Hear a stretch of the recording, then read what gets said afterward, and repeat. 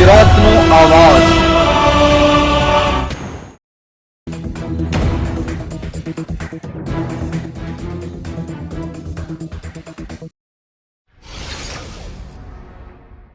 રાજકોટમાં બનેલી ઘટના બાદ ઠેર ઠેર ચકાસણી અને તપાસણી શરૂ થઈ, ત્યારે ઉપલેટામાં શું ખરેખર સબ સલામત? ઉપલેટા નગરપાલિકામાં ફાયર સેફટીના સાધનો નથી।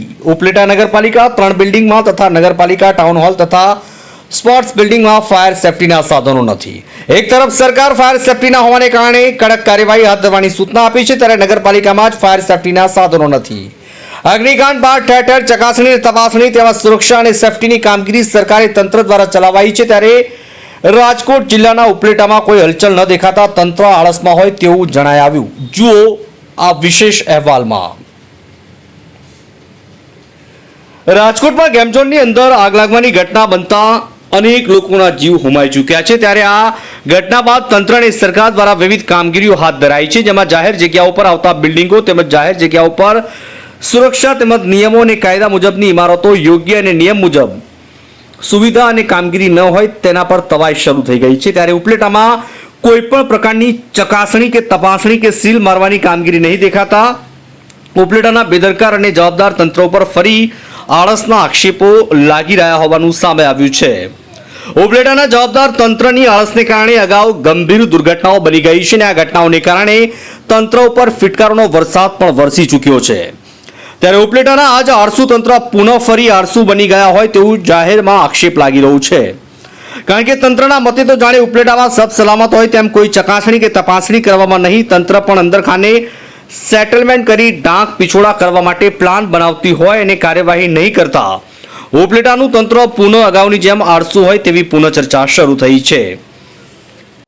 કૃષ્ણકાંત ચોટાઈ, શહેર કોંગ્રેસ પ્રમુખ, ઉપલેટા।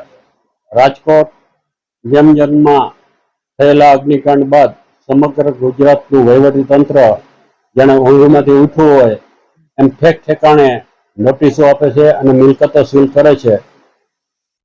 એ વ્યાજબી કરતા પણ આજ દિવસ સુધી આ વહીવટી તંત્ર શું કામ કરતી હતી એમની કામગીરી પ્રત્યે પણ શંકા જાગે છે। ભલે મોડેથી પણ જાગ્યું છે અને આ જાગવું જરૂરી છે, ત્યારે ઉપલેટાની સમગ્ર વહીવટી પ્રક્રિયા હજુ પણ બેદરકારી દાખવી રહી છે એવું દેખાય છે। ઉપલેટા નગરપાલિકા કે મામલતદાર કચેરી દ્વારા આ અંગે કોઈ પણ જાતના પગલાં લેવામાં આવતું હોય એવું કંઈ દેખાતું નથી। શહેરમાં ઘણી જગ્યાએ સ્કૂલો, કોલેજો, હોટલોમાં ક્યાંય ફાયર સેફટીના સાધનો નથી। ખાનગી મિલકતો તો મૂકો, પણ જે સરકારી કચેરીઓ છે ત્યાં પણ ફાયર સેફટીના સાધનો નથી। જે કચેરીઓમાં સતત દરરોજ 1000, 1500, 2000 માણસોની આવજા હોય છે એ સરકારી કચેરીઓમાં પણ ફાયર સેફટીના સાધન નથી, ત્યારે આ વહીવટી તંત્ર ઘોર બેદરકારીમાં છે અને અહીંયા કોઈ પણ અનિચ્છનીય બનાવ બને એ પહેલા તો સરકારી કચેરીઓમાં ફાયર સેફટીના સાધનો મુકાવવા જોઈએ, ત્યારબાદ વહીવટી તંત્રએ જે લોકોને ગામમાં જેવી કે સ્કૂલો, કોલેજો, શાળાઓ જે જગ્યાએ પણ ફાયર સેફટીની જરૂરિયાત હોય ત્યાં ફાયર સેફટીના સાધનો મુકાવે અને વહીવટી તંત્ર આ ઘોર નિંદ્રામાં જાગે એવી ઉપલેટા શહેર કોંગ્રેસ વતી હું અપીલ કરું છું।